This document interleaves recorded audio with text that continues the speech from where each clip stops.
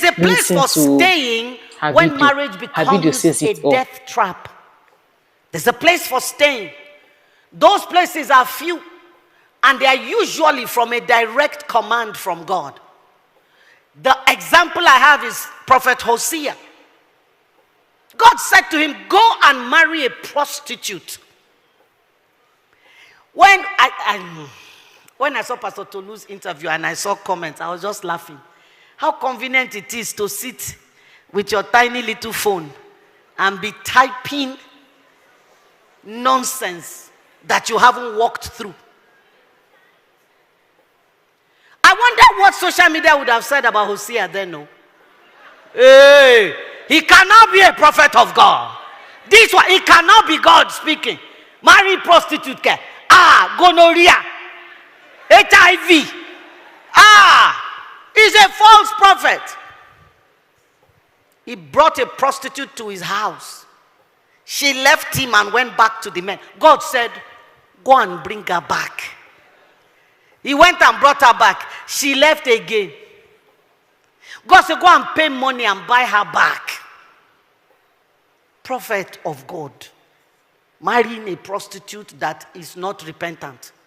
There's a place for staying. It's usually warfare. God will ask such a person to stay because there is war to be fought or there is a message to be passed across. But there are not plenty.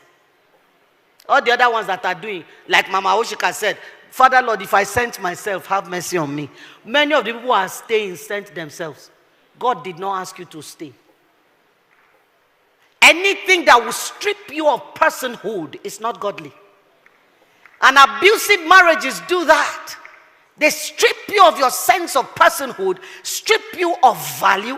And what is the most heartbreaking is that we sit down and we accept it. It is my cross. Who told you that is what the cross means? I looked at my mom that day and I made a silent vow.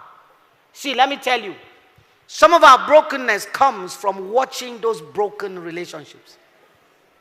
We become broken like that too. I made up my mind. I said, no man will treat me this way.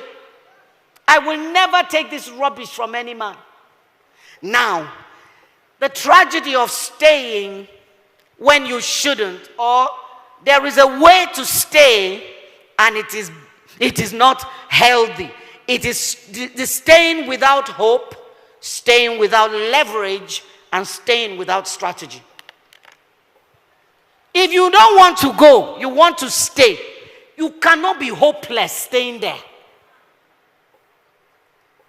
If people come to the rehab, we tell them what we want to give you from day one is hope. Because if you take hope from a person, he's done. If you are staying in that space, don't be hopeless there. 2, my mother had no leverage. She had no education, no money, no family. Her parents were both dead. And he knew. Her siblings were struggling. She was the one that used to take small from my father's house, who was very rich, and give to her siblings. So there was nowhere to go. She had to sit there. Please, those of you listening, don't leave your daughters without a place to go. My daughter was getting married. Somebody came and said, want to marry. I said, oh God, I don't know you. She brought you. She said she loves you. I love you too. Oh. I said, but please, did she tell you where she did her first degree? He said, US. Did she tell you where she did her master's? UK. I said, can you quantify that in naira and kobo? He said, ma, that's a lot of money. I said, yes, money I could have used to buy Louis Vuitton and Louboutin and that. I said, I used it to raise a lady. So lady like that, she has attracted you now. I said, hear me well. I didn't raise a punching bag. Don't lay one finger on my daughter. The day you do that, I'll take her from you. You don't have a wife anymore. Man that say, why are you saying that? I say, oh God, say your own. This is my own.